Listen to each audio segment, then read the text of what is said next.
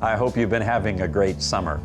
Summer is never a slow time for us here at the Mission Society, and July is always an especially exciting month because that's when we conduct on an annual basis the H.T. and Alice Macklin Mission Training Institute. Named after our founding president, the Macklin Institute is the flagship new missionary training program of the Mission Society. You may know that for the past 6 years, rather than holding that training here in the Atlanta area, we have conducted it internationally.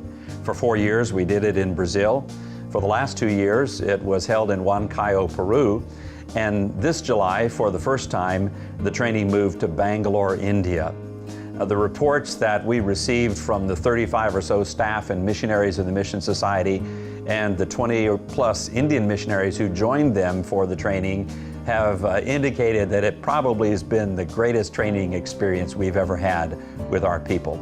And for that, we thank the Lord. I know many of you prayed for it, and so we're grateful for your prayers. Well, I wanted to share with you an experience that one of my colleagues, Jim Ramsey, had one afternoon in Bangalore. If you read Jim's blog, then you've already heard about this, but because many of you probably haven't had a chance to do that, I asked Jim for permission to share the experience with you.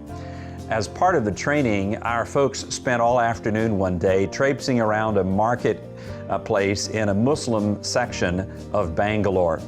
At one point, Jim found himself in a furniture shop where he engaged the shop owner in an extended conversation. At one point along in that conversation, Jim asked him if many foreigners came by there. The man responded, "Yes, we see quite a few." But he said, "Mostly they just take photos. You're the first one to talk to me and ask me about this area." Wow.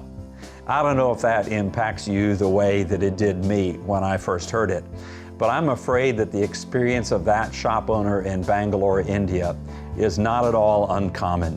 It's way too common, in fact.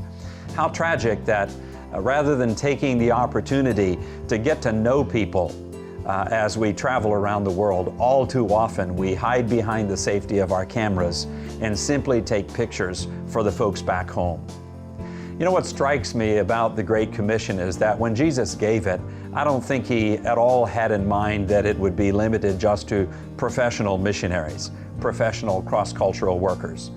No, I think Jesus' assumption was that in the normal course of life, His followers would be coming and going all over the place, including all over the world, and that as they came and went, they should be His witnesses wherever they went, and should make disciples wherever they had an opportunity.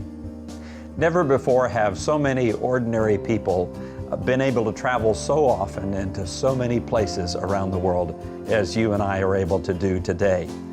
The result is that we as God's people have unprecedented opportunities to share Jesus with people all over the world today. But you can't do it from the backside of a camera. You can't do it just taking pictures. You have to move beyond observing people to actually engaging people. It's really not too difficult. All you have to do is to begin to talk to the shop owner, to ask him about his neighborhood, his business, or his life. And I think the Holy Spirit will pretty much take it from there.